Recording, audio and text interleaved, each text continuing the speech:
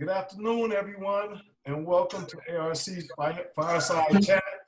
We're live, and we have some amazing people. But first, I'd like to just give some instructions that I do every week. So if you are on a computer, if you put your cursor down to the lower part of your computer, you will see a ribbon. And on the ribbon, there will be a chat box where you can actually send us live chats, and a Q&A box, which you can click on and send us questions if you'd like to ask us questions. So please check that out real quick.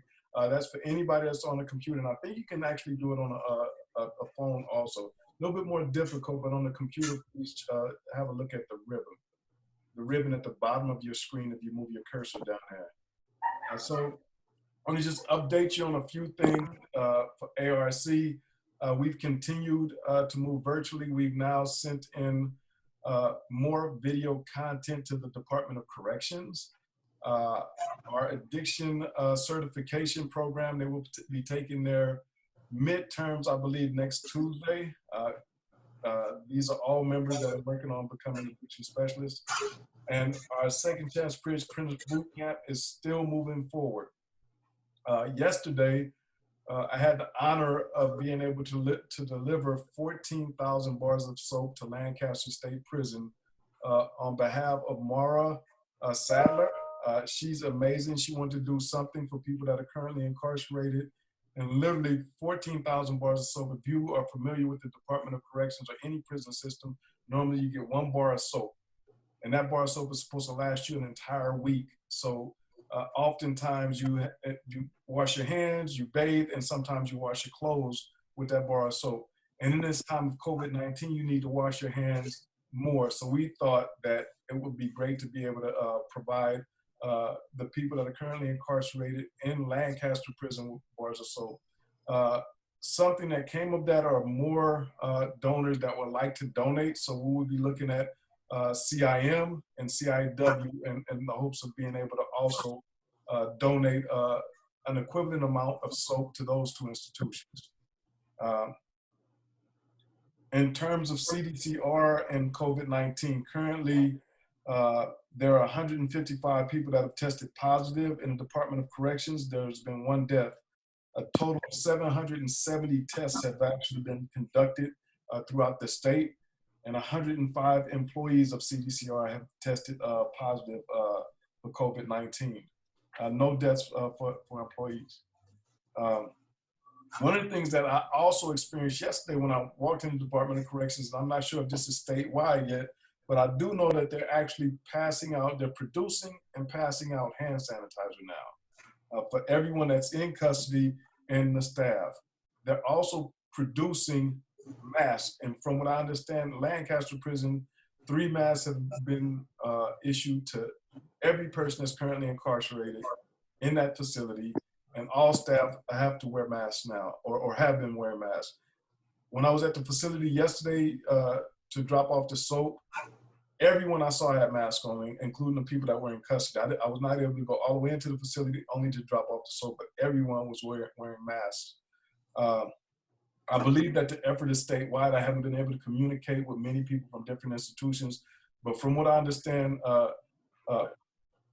the masks are being produced inside PIA, which is the Prison Industry Authority, which normally makes the clothing that you wear when you're incarcerated. So this should be a quick production, and I believe everyone should have masks by the end of next week if they don't already have them.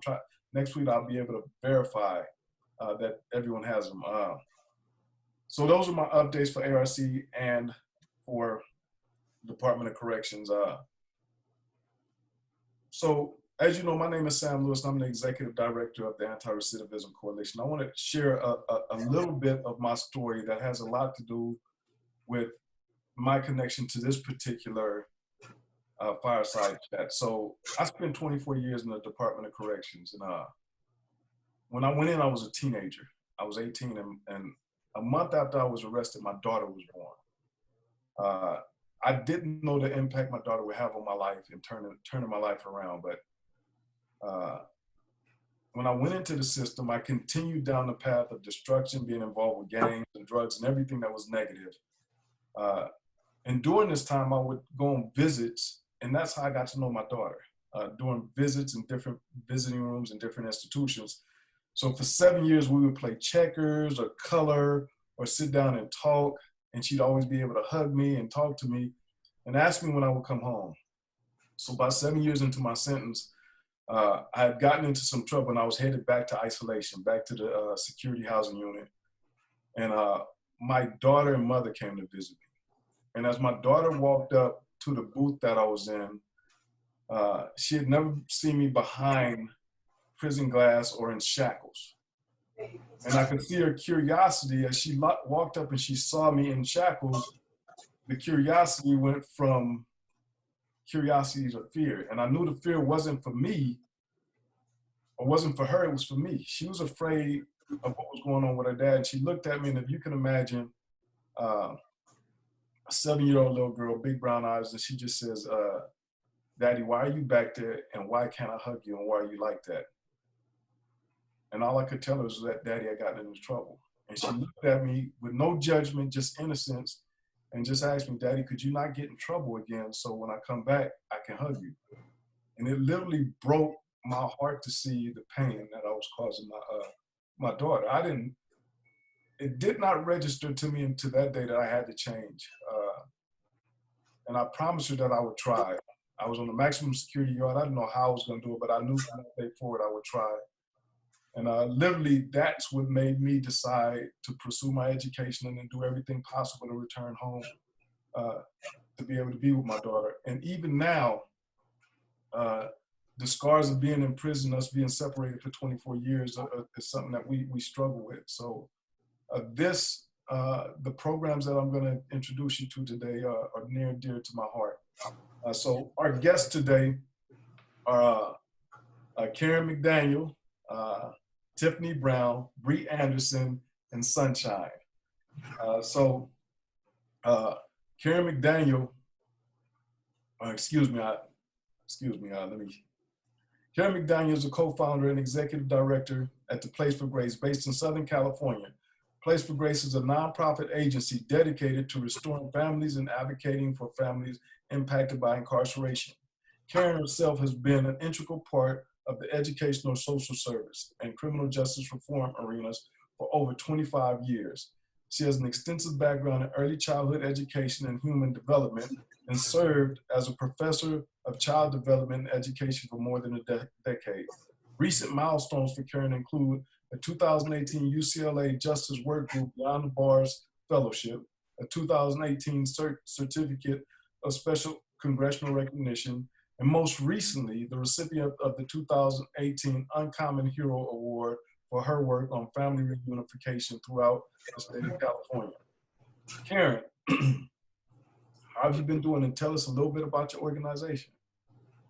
Hi, Sam. Hi, everybody. Well, first of all, thank you for having me. I'm feeling a little emotional hearing you share your story this morning, which I've heard before, certainly, but just hearing the emotion in your voice is really impactful, right? This is really a difficult time for all of us, for all of our families. My own children have a father that has been incarcerated their entire life. And this is a difficult time, wondering when they're going to be able to see him again, why his calls aren't coming in as regular as they typically do. Does that mean that he's sick? Does that mean that they worry more than they're already worried? So we're handling a lot of stress here in our own family. And then as the executive director of Place4Grace, I'm holding a lot of space and stress, I think, for our families too.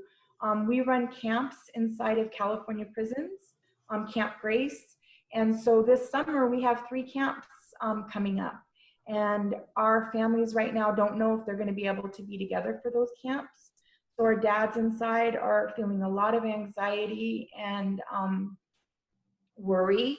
So they're calling daily, certainly writing. Their families are calling the kids and so forth. So we're just trying to hold space for everybody right now and make sure that everybody's doing okay.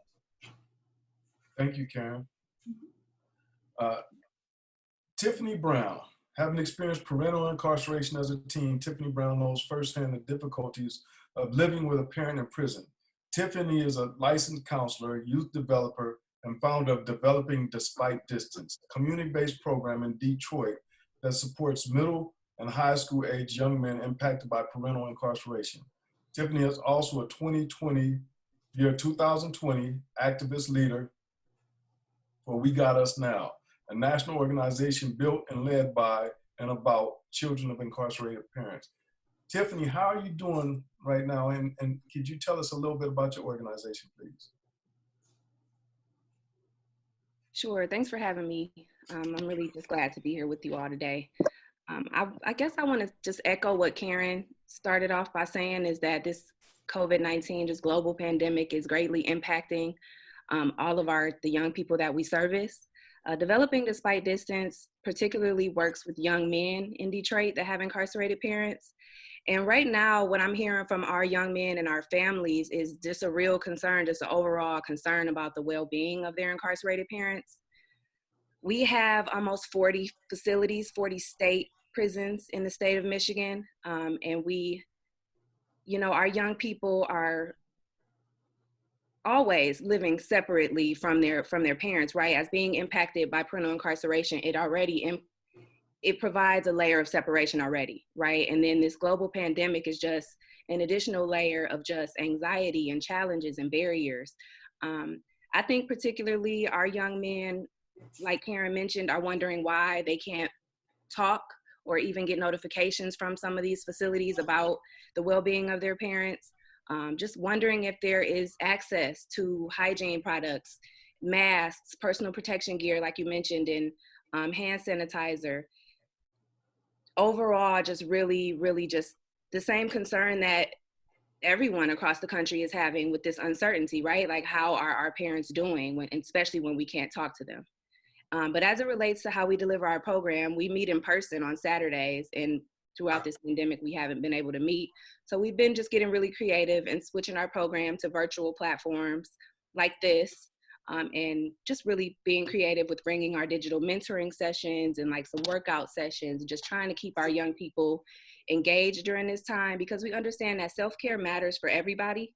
And our young people sometimes, especially boys, what I found we work only with young men, and they tend to suppress their feelings always and not talk about things that really matter to them. So we're just trying to get really creative with getting those real feelings to be identified and then helping them create some healthy, creative coping strategies in this new virtual era. Thank you so much, Tiffany. Bree Anderson is a native of, hey Bree. So I have roots in New Orleans. My mom is from Shreveport. My dad is from the 9th Ward. Okay. Yes. So Bree is a native of New Orleans and an advocate, social entrepreneur, and trauma expert in view of parental incarceration. Her story has been featured on talk shows, panels, podcasts, and news articles about how mass incarceration affects children. Her experience has led her to becoming a community leader by helping to eliminate race-based discrimination. As a former committee member, I'm sorry, I distracted. The chat box just says something I want to share with everyone.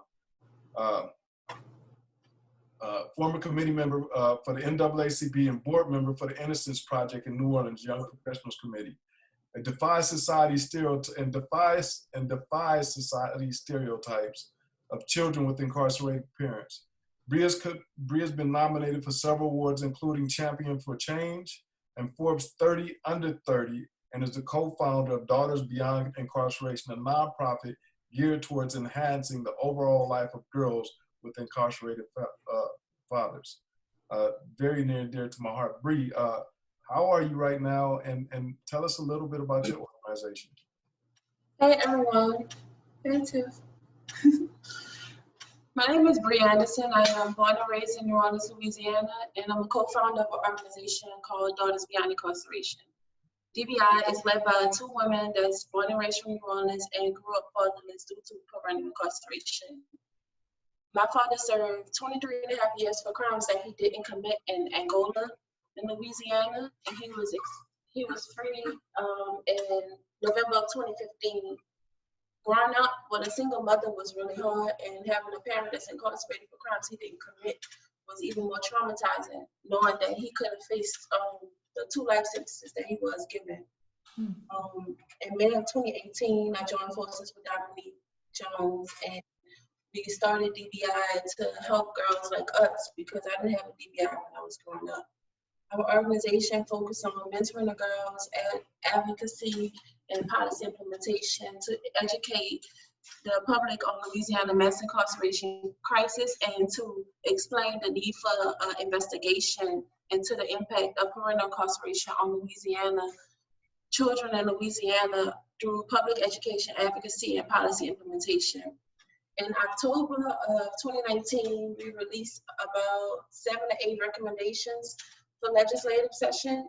And since then, 2 of those have become bills, which is HB 725 and HB 729, to create a cabinet for all children of incarcerated parents in Louisiana, and to eliminate all phone call fees and for all communication across Louisiana, because I know the impact that expensive phone calls had on my family. I mean, I started working at the age of 14 to help my single mother provide for not only myself, but my younger siblings and my incarcerated father. Since mid-2018, we started with 2 mentees in our program, and we've grown to over 75 youth advocates across New Orleans. We have one of them on the line today, Sunshine. She's a youth advocate for DBI. She speaks across the states about mass incarceration, how it impacts families, and also she's a board member. So I'll let Sunshine introduce herself. Hey, Sunshine. Hey, I'm Sunshine. I'm 17 years old. I'm a mentee of DBI, and my whole purpose of being in this meeting right now, well, on this panel right now, is my dad been incarcerated since I was 7 months, and like it's really, really stressful already not being able to communicate and talk like as soon as I need to, but with COVID-19 going on, it's like really, really hard because my dad suffered from asthma really, really, really bad, and I get really, really worried because I don't know what's going on 24/7.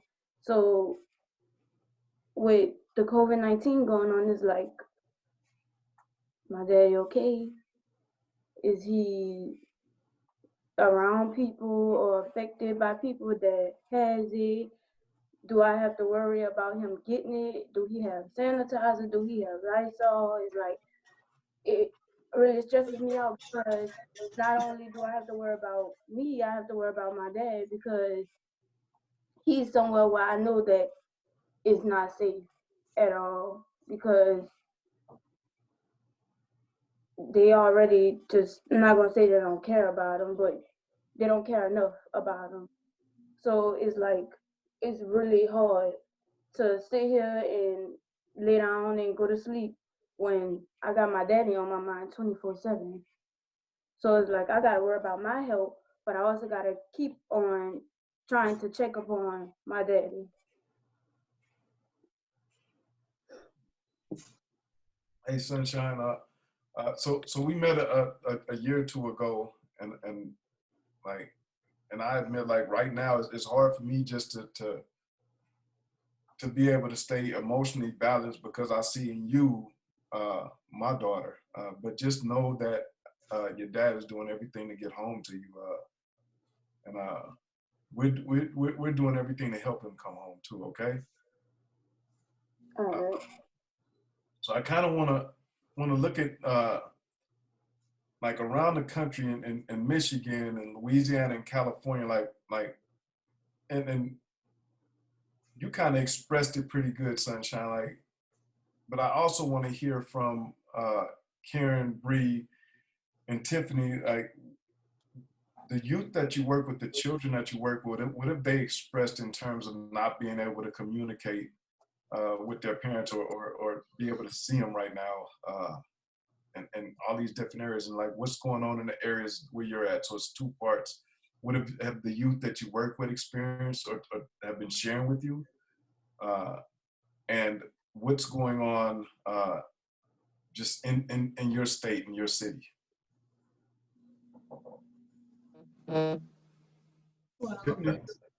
Tiffany?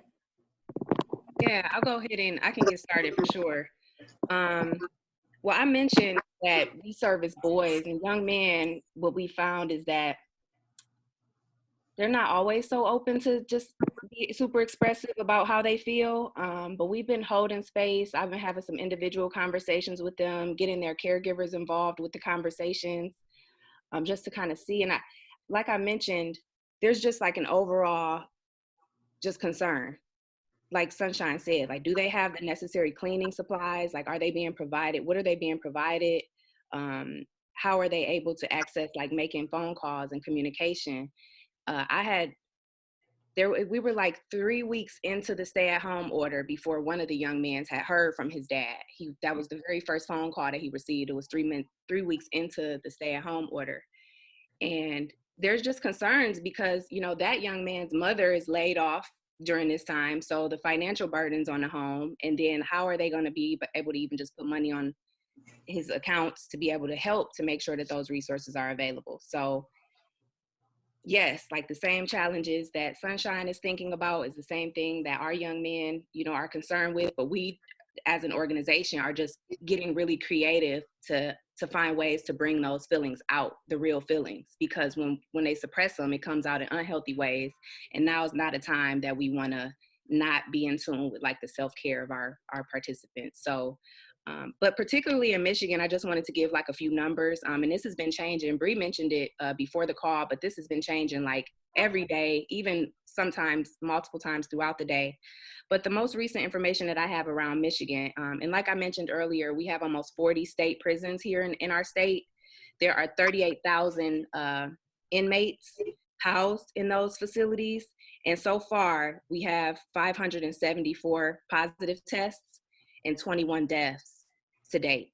And that was the most recent information that I was able to access from 2 days ago. As you guys know, Michigan has been impacted at alarming rates, and it's been disproportionately impacting Black and Brown communities across this country. So we are greatly concerned about our incarcerated parents here. Thank you, Tiffany. Bree? Hey, so I want to say one of our mentees, Casey, I think you remember, Casey spoke on the panel with us too in Arizona. I was going to put up her video.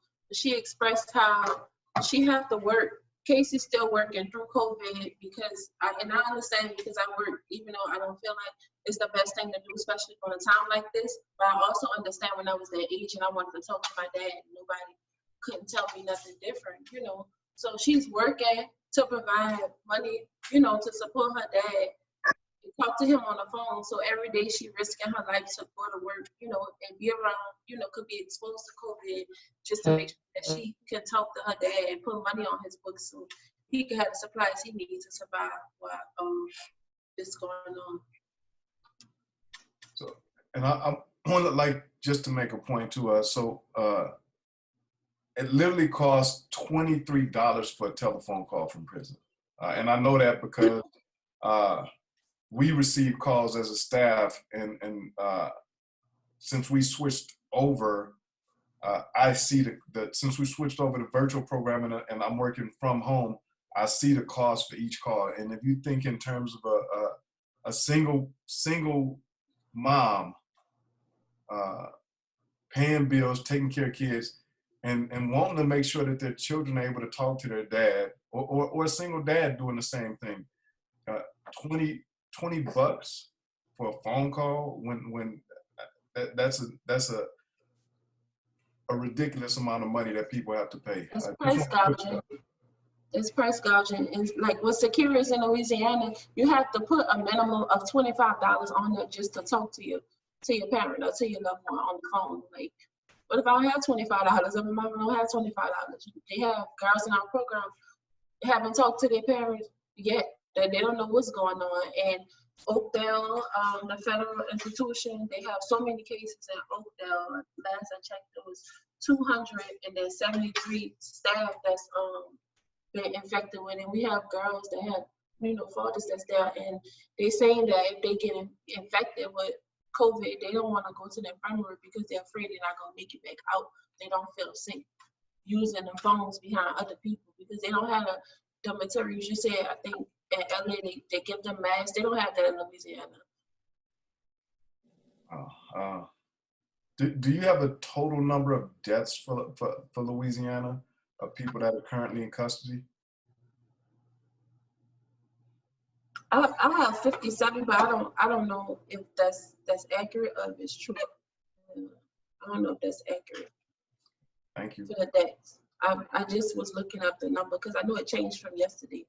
But I know they had the first warden died a few days ago from the Raymond LaVoy Correctional, which a lot of people are housed at in Louisiana, and that's why two of our bills that we filed a few weeks ago, we're doing our digital campaign, and we sent the open letter to the governor and to DOC to release people who are most vulnerable, because Dominique, the other founder of the organization, her dad been incarcerated for 37 years for crimes he didn't commit, and he's housed where he's safe at right now, and they want to move him to a camp that's already been infected with the virus already. He's already over 60, age out of criminality. Like, why not let them people go home and be with their families, So we enforce it in the manner that they have clemency for those type of people who are most vulnerable, the elderly and age out of criminality. It's not right.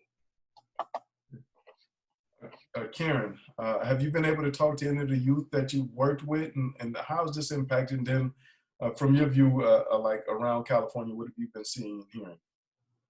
Well, I think it's definitely the same that Tiffany and Bree have described, and so I don't want to just like re-emphasize those same things. I think I'm horrified, by the way, by the numbers out of Michigan and out of Louisiana.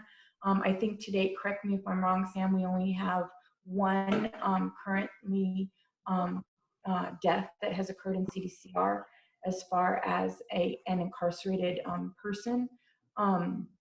So those numbers are horrifying. I think what this is really highlighting is what they were just talking about, right? Surrounding phone calls, access, and making choices. If we're talking about numbers, right, nationally, 1 in 14 children experience parental incarceration. If we're talking about Black children, we're talking about 1 in 8, right? It's just disproportionately that Black families are affected. 1 in 4 women have an incarcerated loved one, but 1 in 2 Black women do. And so families like ours that are impacted by incarceration were already having to make decisions about whether they were going to buy groceries or whether they were going to put money on the phone, right? So that is even just more exacerbated now and more difficult for families now. They're desperate to make sure that there is money on the phone because that is literally the lifeline that they have to their family right now, because visits stopped several weeks ago here in California with no definite end, right? Like, we don't know when visits are going to come back. And so for children in particular, that is not something that they're able to wrap their heads around. If we could tell the kids, oh, well, visits are going to be back September 1st, or visits are going to be back even December 1st, that's something that kids can work with. What kids can't work with is the unknown. It's going to be soon, or it might be a long time. We don't know if camp's going to run. We don't know when you're going to see your dad. So there's this just really added layer of trauma with the unknown, and then the extra stress that families are going through right now. Families are quarantined at home. Parental caregivers are stressed the heck out. Let's just be honest, right? Worried about their loved ones inside, and then also trying to hold space and carry the feelings of their children. So it's a really difficult time, and I think it really highlights the need for free communication nationally for families, period. There should be no question about that. What we saw here in California was that the phone companies, GTL, for example, stepped up and made phone calls free Tuesdays through Thursdays for the entire month of April. Okay? And as lovely as that is, we demand that all the time. We demand that after COVID-19. We demand that for our families. JPay has given email access to all 35 of our prisons. Prior to COVID-19, 10 prisons had email access. So suddenly overnight, 35 prisons now have access. We want that access after this happens. We want them to answer to us why they've kept it from our families for so long.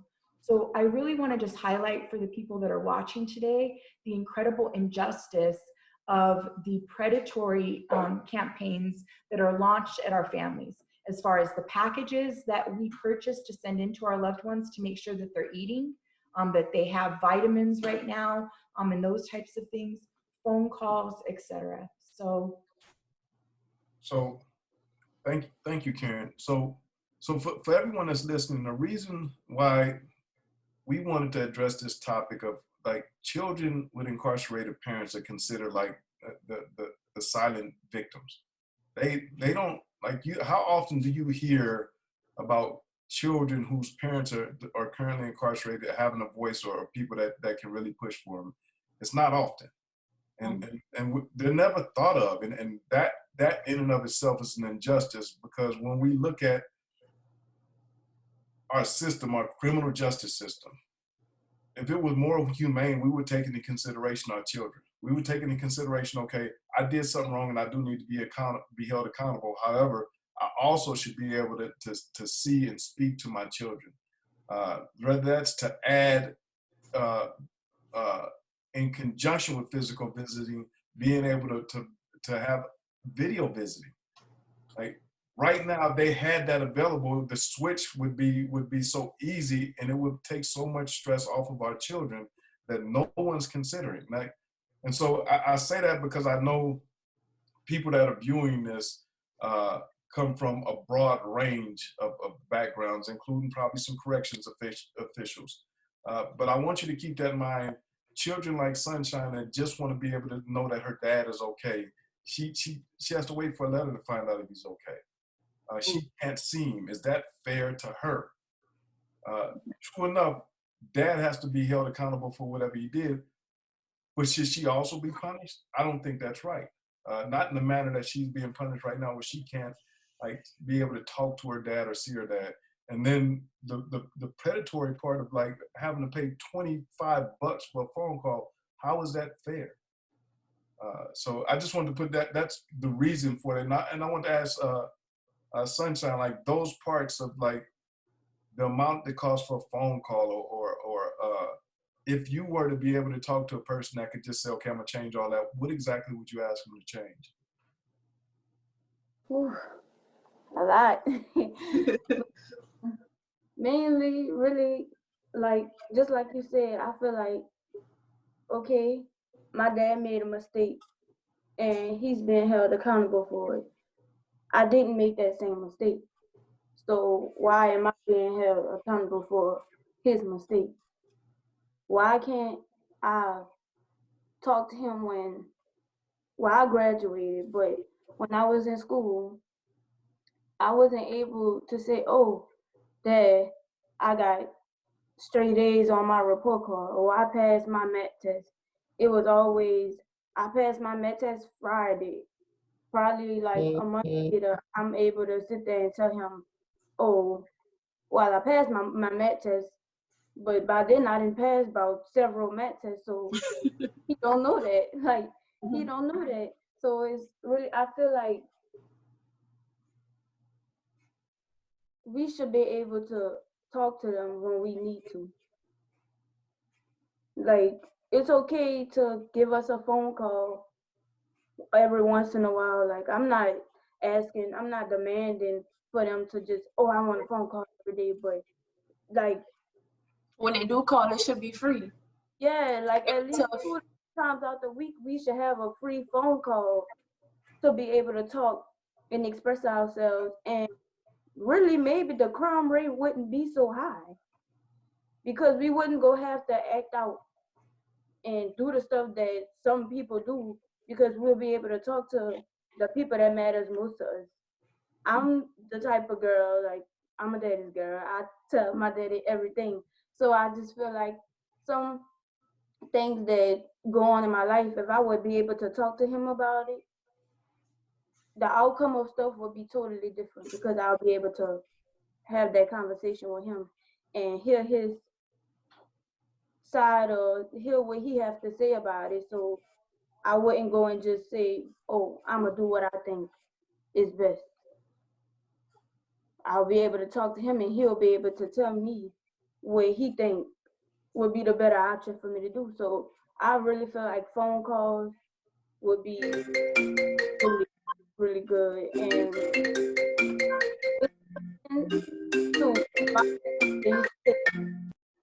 every 2 weeks, 2 Sundays out of the month, she used to take me all the time. My grandma died from cancer, and then my aunt started taking me, but then she moved to Memphis, and my mom and my aunt stayed it up. So it's like she's not on his list anymore. So it's like I have to wait till my aunt calmed down, and then I'll be able to go see my daddy. But that's not often. She have a job, and I can expect for her to come and take me to see him all the time. And I'm only 17, so it's not like Bree or Miss Dominique could take me to go and see him, because they're not on his list. And it's a lot to do to be able to add somebody to your list. So I really feel like that shouldn't be a rule or a law for us to be 18 in order to go and see them on our own. Like, sometimes I want to sit down and talk to my daddy alone, face to face, without anybody else right there. So I don't feel like I should have to.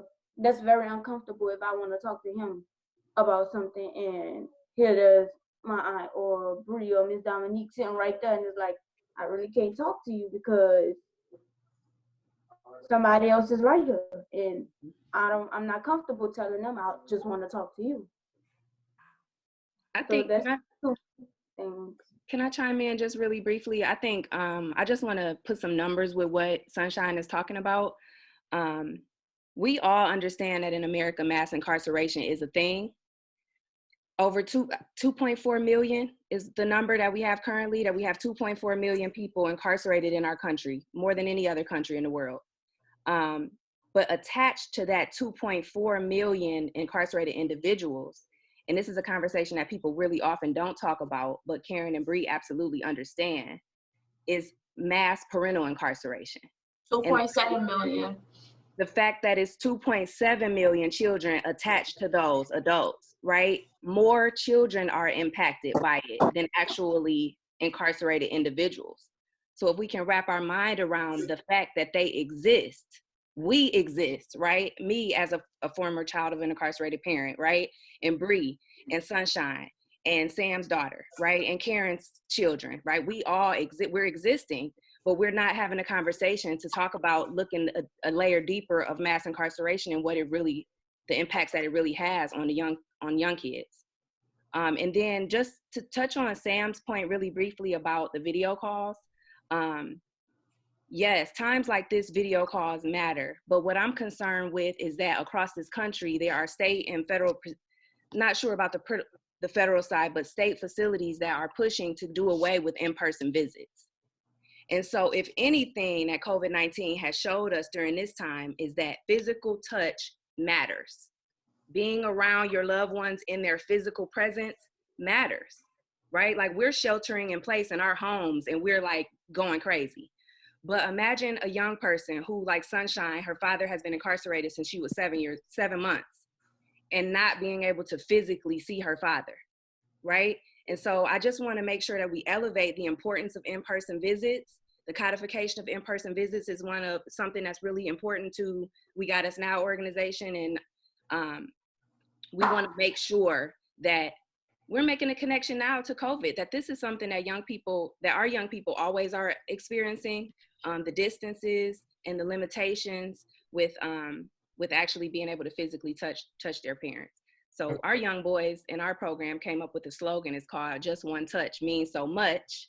But for us, it really, really does matter. But thank you for pulling this slide up too. I wanted to just briefly share about We Got Us Now and the demands that we have as a national organization. So Bree and I are both a part of the 2020 Leadership Actionist cohort for the We Got Us Now national organization. And this organization is built by, led by, and for children of incarcerated parents. So all of the leader actionists have been directly impacted by parental incarceration, but we also have professionally and personally dedicated ourselves to this population of young people. So collectively, our 4 demands across this country as it relates to children of incarcerated parents is 1, for the immediate clemency. Bree spoke on that earlier. There is solid research to support that individuals age out of crime, that our elders and sick people that are incarcerated are most vulnerable. I know particularly in Michigan, I got information that 200 people were paroled, are scheduled to be paroled this week, and another between 700 to 900 people next month. But again, that's like a drop in the bucket when we talk about numbers like 38,000 people that are incarcerated, right? So immediate clemency as being 1. And Bree, you can touch in too in a second. I just want to go through all of them, and then you can give your thoughts on them too. Yeah, I want to touch on the immediate clemency to say that it costs $30,000 more to house somebody that's elderly and that age out of criminality versus like doing an immediate clemency for people who are most vulnerable and it's no safety risk for them. Like, why would you try to move somebody that's safe in the camp where they at to move them to a camp that's already infected with COVID?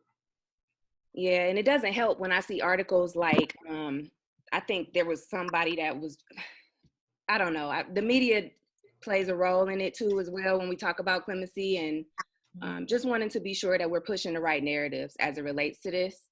I know when people think, and if you're not in the criminal justice space, then when you think about immediate clemency, you might have a lot of different concerns and questions on how that's done properly and safely, especially around public safety.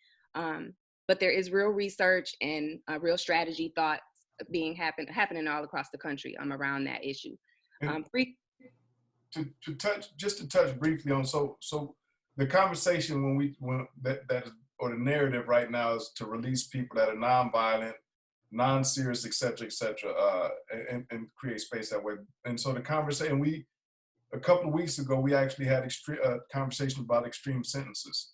And I just want to bring this back up. For instance, in California, since Governor Brown was in office, over 5,000 lifers have been released. And all of those crimes were violent crimes, just to be honest. Let's have a conversation. Yes. Of that 5,000, a less than 1% recidivism. Yes. A less than 1% recidivism rate, but we don't want to consider talking about people that are like, why can't we talk about both? Why can't we talk and say, okay, a person that's now 60, that's been in prison for 30 years, he or she is not a threat anymore.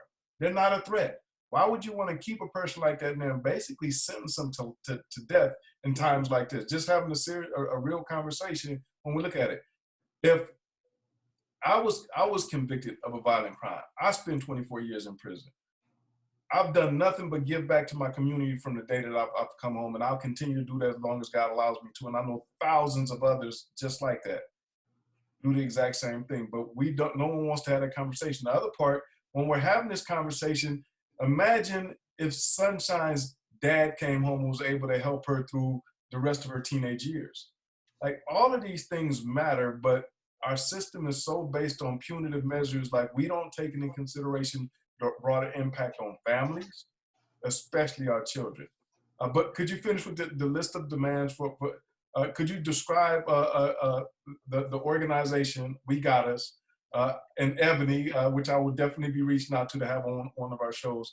Ebony is featured in the book, The Meaning of Life, which talks about extreme sentences. And Mark Maurer, who's the executive director of the Sentencing Project, produced that book.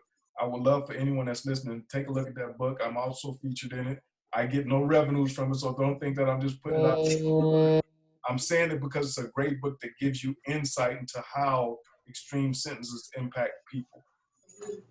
Yeah, Sam, it wasn't until I read that book that I knew what we were doing in this country around life sentencing, and was able to just connect with personal stories. But like Ebony always mentions, and she is the founder and CEO of We Got Us Now, her father has been incarcerated for over 30 years of her life in federal prison. And so she founded this organization really to amplify and elevate the voices of other young people and young adults like herself who have been directly impacted. So her whole goal is to connect with people who are on the ground doing the direct work and to elevate and amplify their voices in their spaces.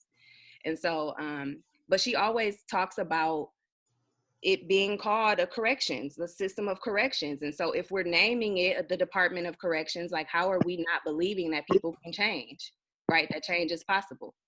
And so I won't go too far down that lane, but thank you for speaking a little bit more about that, Sam. And then the free communications is the second demand. Like we talked about across the country, so many different things are happening.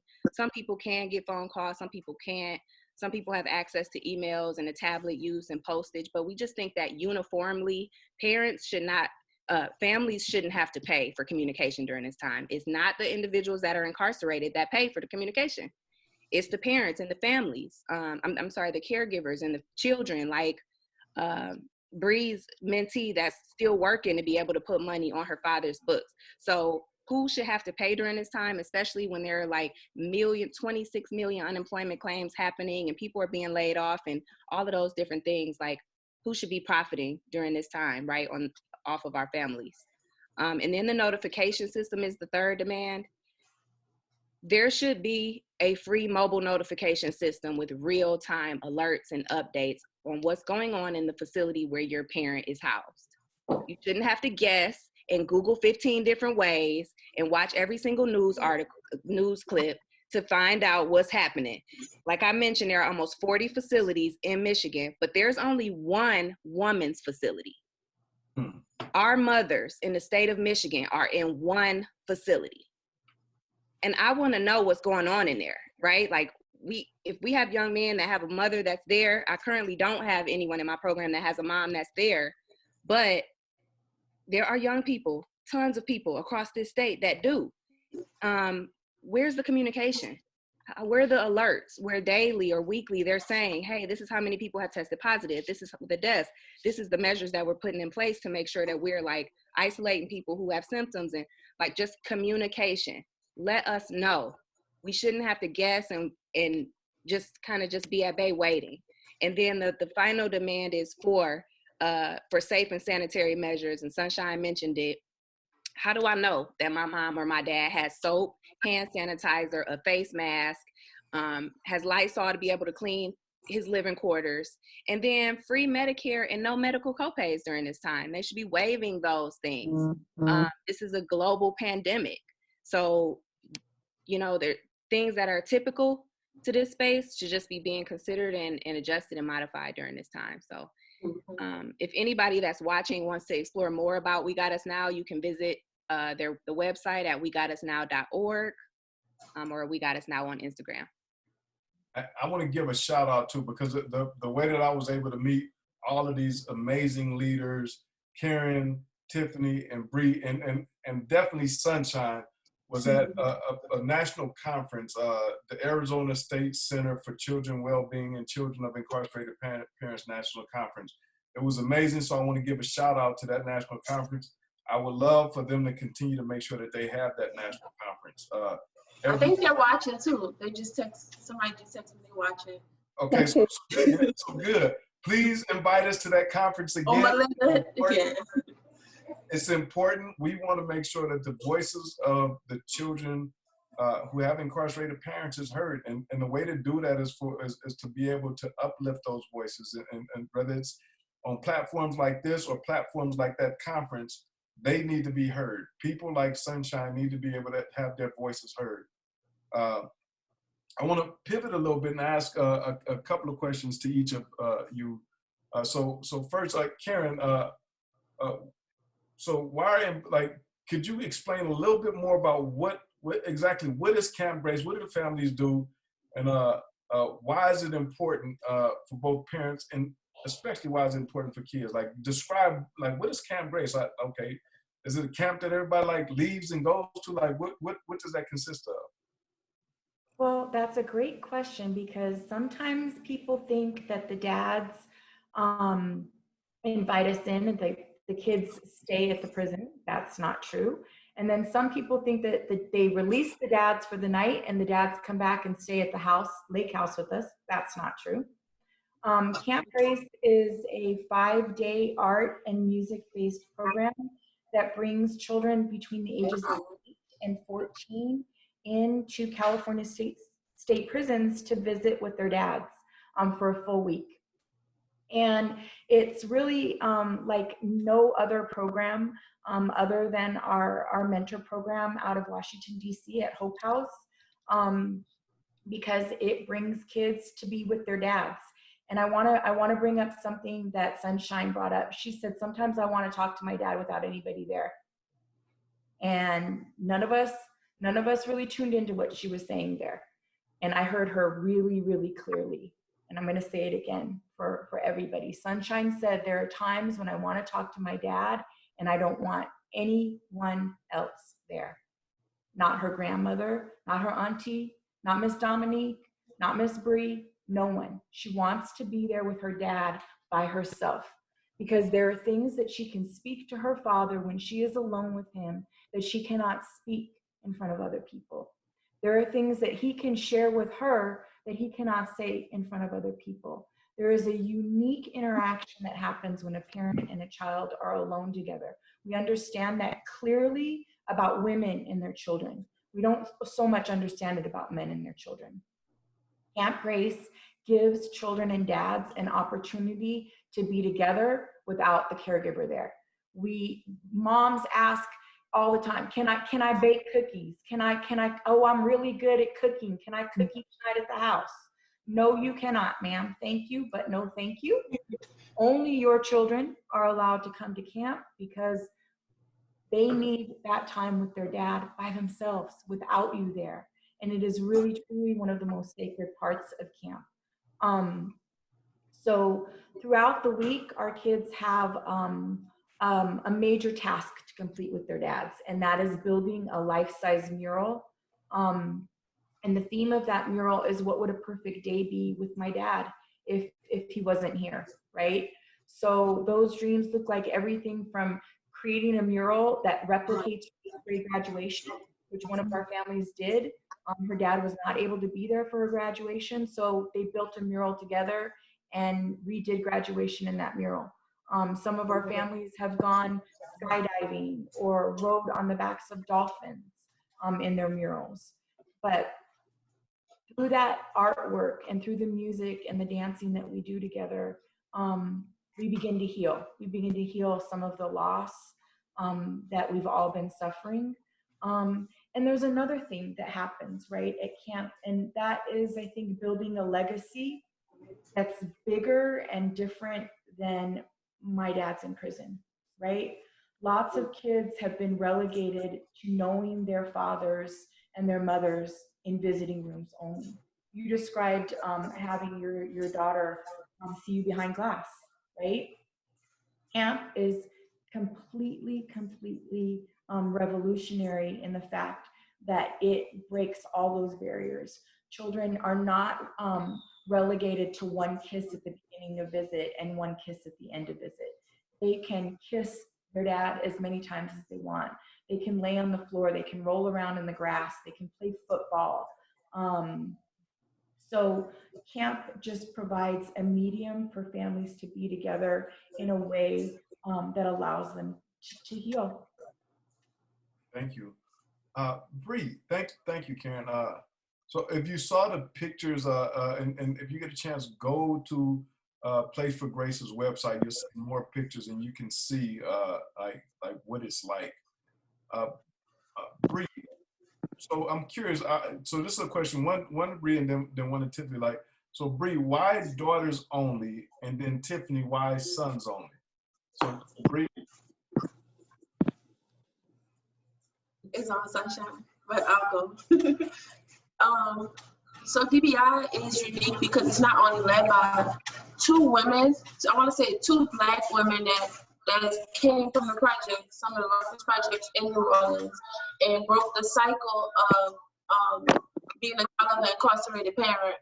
Like I said, my father served 23 and a half years for crimes he didn't commit. And I believe that is still on his 37th year of a life sentence for crimes he didn't commit. And we broke the cycle of not only people saying that we would probably drop out of school, we would be teenagers and pregnant, or we'll be incarcerated like our dads, whether they did the crime or didn't do the crime, right? But we broke those cycles, and we focus on girls because nobody ever thought of us. You know, before we started DBI, I didn't have DBI growing up, and even just researching across, you know, just across the states, across the world, that I don't see no other organization that focus on girls who've been impacted by their father's incarceration, because when they emotional support, you know, you don't have the emotional support from your father, you end up with trust issues, poor communication, being shy, you know, not opening up. Because I'm 27 now, but I didn't start talking about my story until 2 years ago when I was 25, because of the stigma around children of incarcerated parents and the stigma of being a young Black girl from New Orleans, and broke the cycle. Nobody thought of us, and I think it's important for the girls in our program, every 75, 76 of us, to see that we broke the cycle and they still can thrive despite the traumatic experiences. So we partner with Navigating NOLA, Dr. Danielle Wright. She's our social worker, and she helps the girls focus on their social and emotional learning, because they ask us questions. Like, we have a 9-year-old in the program, and she want to know, like, I don't know what my dad's skin feels like. She want to know what Dominique's dad's fingernails feel like. And it's crazy because we take that type of stuff for granted, and she don't even know what her dad's skin feel like, because the first time she saw him was a couple of years ago, and that was the first and the last time, because they moved him from New Orleans all the way to San Bernardino, California, which is still hard for us right now to get in contact with him during COVID. So we don't know the status of, you know, his health, what's going on with him. So that's why it's important for the notification system to be real time, so the families can have less stress, the families and the children, because it not only impacts the household, but the community as well. When you take, you know, people from one place and you ship away to California, we have a 7-year-old and a 9-year-old down here in Louisiana. So that's why we exist, to show them that they can break the cycle too and become advocates and voices for other children who don't know how to use their voices. Thank you, Bree. Tiffany, why young men only? You're muted. Okay, all right. It's kind of, mine is not so profound as Bree's. Bree's is profound. I just want to say that being impacted by parental incarceration, I was 17 when my mom went to federal prison. She was incarcerated for like 3.5 years. So I was going away to college when she was going away to federal prison, and she came home right before I graduated.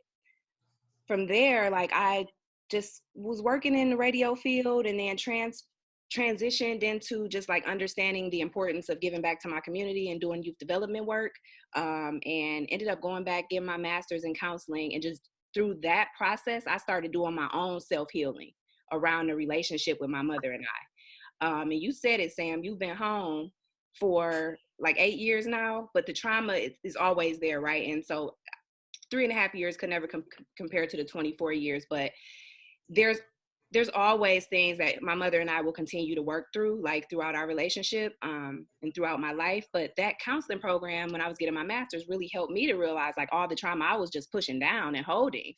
And kind of like Bree mentioned, there was no space for this anywhere. Like, I don't ever remember ever seeing a flyer posted, or ever hearing about a group, or ever a teacher or a counselor or anyone being like, hey, like, this is a place where kids that have incarcerated parents go.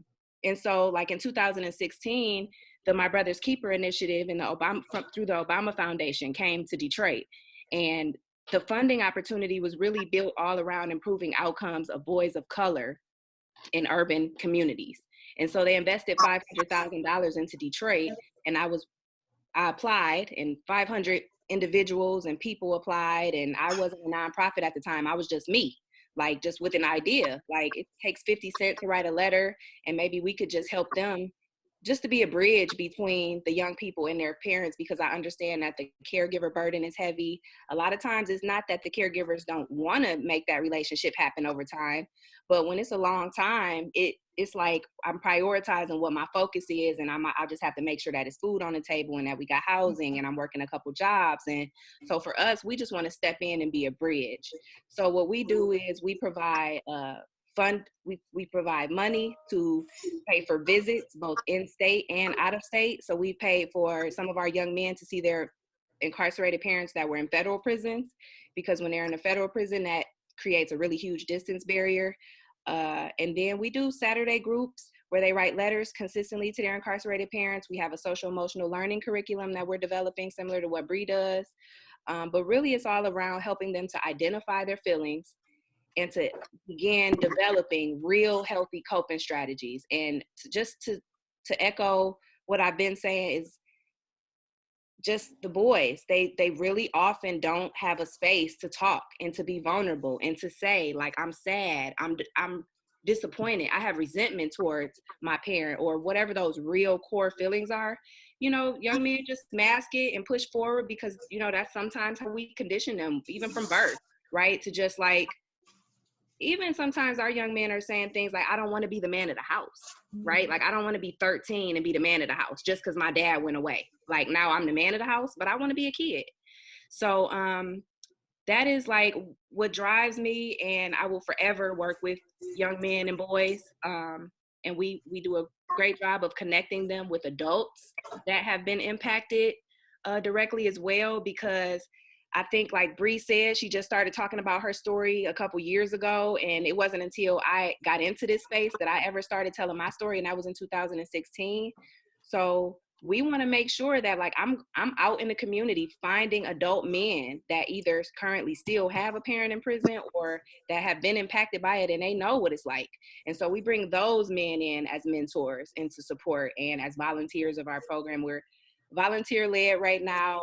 You know, we're making it happen with not a big budget, but we will continue to do all that we can to show up for these young men who will one day be fathers, husbands, you know, lawyers and doctors. And I understand the success and the resiliency of children of incarcerated parents. I know, right? Like, it motivates you in a different kind of way. It pushes you in a different way if caring adults connect to you and help you see that, you know, and you don't feel like you're alone. And so I will continue to do that. I want to chime in real quick before you switch over to say our focus is girls. It's girls only in our organization, but as far as the laws that we're changing in Louisiana, it's for all children of incarcerated parents. Whether your parent is still incarcerated or formerly incarcerated, we're changing the law for all children because, you know, a phone call shouldn't just be free for a girl who ever fought incarcerated. It should be free across the board. There's no way I should have to put a minimum of $25 on my phone through security just to talk to my parent. It's not right. It's taking away too many kids' childhood and turning them to the streets because they feel like they're helpless. And like you said, Bree, it's not a gender specific issue. Like, we do policy work that that's support advocating for all children of incarcerated parents. And I really hope to one day be able to expand to service girls. But what I found, and Bree mentioned and alluded to it, they have a licensed social worker that they work with, and I'm a licensed professional counselor. But the trauma around some of these real experiences is not something that you just play around with. It's not something that you just say, oh, we servicing everybody. We're going to have 1,000 people in this group on Saturday. We're going to run it for 4 hours, and then we're going to just let everybody back out into the world. We are trailblazing in a space that is uncharted territory. There is no best practice curriculum for how you engage a young Black boy or a young Black girl or any of kids across this country that have incarcerated parents. I'm specifically speaking to the Black and brown kids because 80% of the children in this country that have incarcerated parents are Black and brown. But Bree and I, and that's just something that's important to us, is just to continue to define what we do. How can we measure the outcomes to say that this is really, we know what we're doing with this curriculum, right? And we're able to really to say that we're increasing outcomes. Thank you, Tiffany. Thank you, Bree. Thank you, Karen. We're pushing past our time, and first and foremost, like, each of you is doing incredible work. I mean, like, I wish my daughter had that type of support system when I was inside. Like parenting from inside is like, there's no book for it. Like it's to me, it's impossible. All you can do is just let your children know that you love them, write them as much as possible, and visit. Sunshine, like I told you last time I saw you, I think you're incredible. I think like you have the courage of a lioness. I am so proud of you. Keep pushing. Let your voice always be heard and speak from the heart always.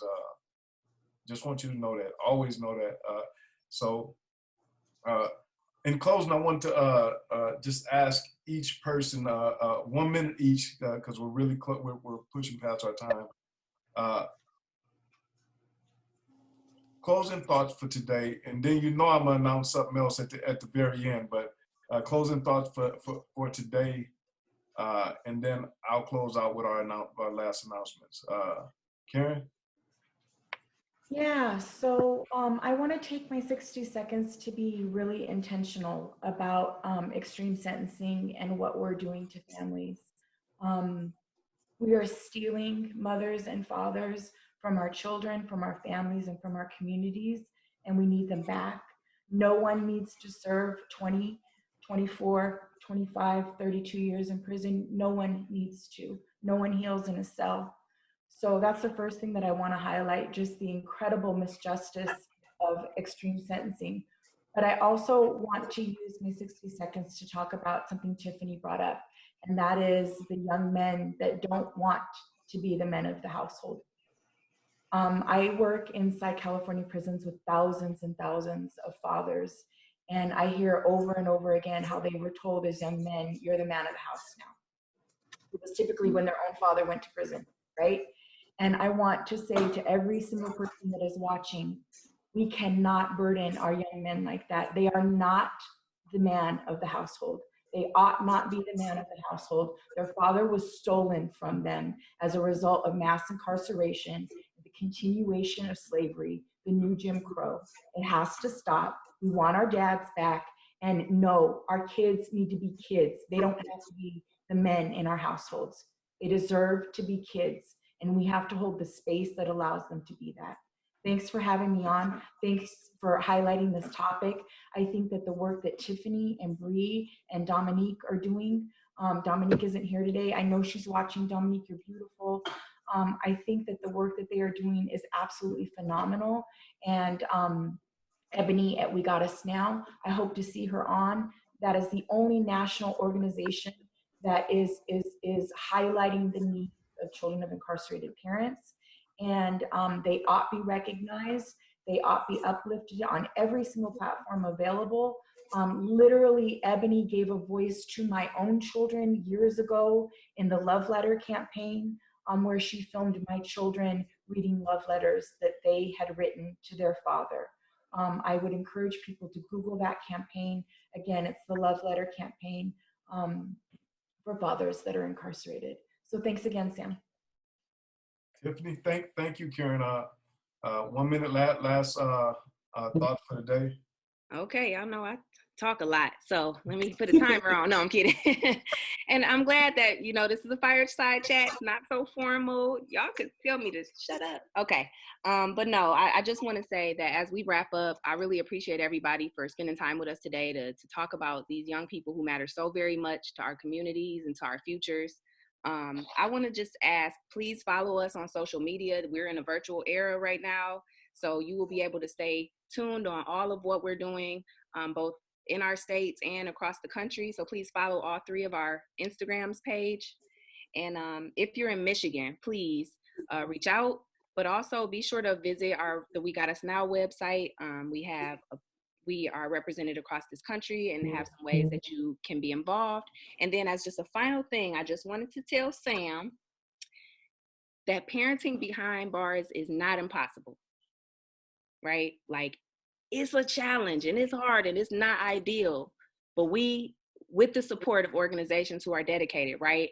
And fathers and mothers who are incarcerated that want the relationship, and young people like Sunshine that are just yearning for that, we can do it together, collectively. Thank you. Bree, last, about 1 minute. I just want to say thank everyone for watching the fireside chat today. My parents, my family, my friends, and Dominique, I see you. Also for you guys to follow our work. Like Tiffany said, everything is virtual now, but you can follow us on social media at DBI NOLA on Twitter, Instagram, and Facebook. And also, I want to read something real quick from the open letter that Dominique wrote because I think it's really important. What Tiffany was just saying, like that a kid things that children shouldn't have to be worried about. And it says, imagine a 9-year-old girl saying to you, I just want to know what my dad's skin feels like. Concerns like these result in a lifelong trauma for today's youth. Every day we are forced to grapple with the thought of our worst fear.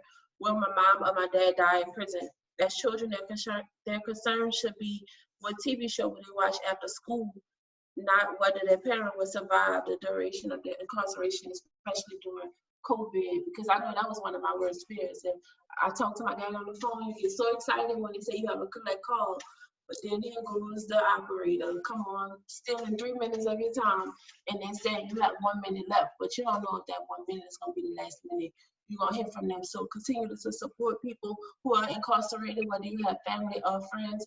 Always think about the families that's impacted by it, because 1 cent, $1, $5, $10, it goes a long way for somebody like Sunshine and the other 75 girls and the 2.7 million people across the world to receive a JPay, a letter in the mail from their parent because you support it. So it goes a long way. Thank you, Bree.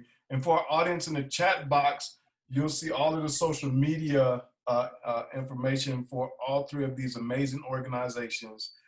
And I will be remiss if I did not, last but definitely not least, Sunshine, give me your last thoughts just to share with everybody that's listening. My last thoughts would be if any parents or grandmothers, aunts, like any family members that do have somebody that's incarcerated with like kids or just any young ones, tell them the truth. Like, don't lie to them. Tell them the truth, because it ain't gonna do nothing but affect them in the long run. We tired of hearing soon. We tired of hearing it's gonna be all right. It's okay. It's not, and it won't until they will be set free. But I just feel like it's better to let them know what's going on the whole way through. Like, don't say, "Oh, you're not old enough to understand," or none of that. It's like, we old enough, we understand, we just want to know. And thank everyone for watching. And follow at DBI. That's right. Oh yeah, Sunshine, you got your DBI page. So get your follow. Oh yeah, follow at DBI Sunshine. It's Sunshine with a Y. Right? Okay. Thank you all for attending. So a few things. First, for our listeners, I want you to know, so if you look on the bars there's all of the information to be able to contact all the organizations that were on this fireside chat. Next week, we're going to actually have Sunshine and 3 other panelists that are all young people from these organizations. They will be the focus. We will hear from them. It will be their voices that are heard. Share this with other people. We want to make sure that people hear the voice of these young people whose parents are incarcerated and what it's like for them. It should not be one-sided. They should have a voice. Children are our future, and that should not be a cliche. That should be approached factually and as a part of our society, and we need to be serious about it.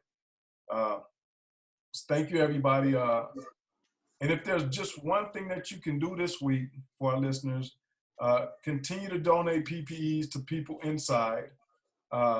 Remember that they're saying that there may be a spike in the flu during the flu season for COVID-19. So to have, make sure that they're stocked up on the inside with whatever they need, including masks, hand sanitizer, and things of that nature. Something else you could do this week, send a letter to a loved one. If you're home, call your grandparents or call your grandkids. Just call and say, hey, I was thinking about you. I love you. I miss you. Please do those things. If there's just one thing that you could do this week, those are a list of things that you can do.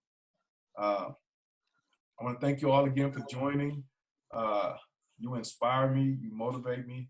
Thank you. Thank you to the world that's listening, and we'll see you next week. Sam, you didn't share how Sunshine made you cry at the conference. Oh yeah, so for everybody that's listening, we got like maybe 30 seconds. When I first, at the conference a year or so ago, when Sunshine spoke, I could not stop crying because she reminded me so much of my daughter. I don't even want to talk about it right now because it just hits me like, she reminded me of my daughter. And when my daughter would ask me those questions, when are you coming home? And it's hard, but just know, I know your daddy loves you. And just keep loving him and write him. And if he doesn't write you enough, do what my daughter did. She said, you used to write me 5 letters, now I get 3. I want my 5 letters. So I always write her 5 letters. So thank you all. You're amazing, and see you all next week. Thanks. Thank you. All right. See y'all later.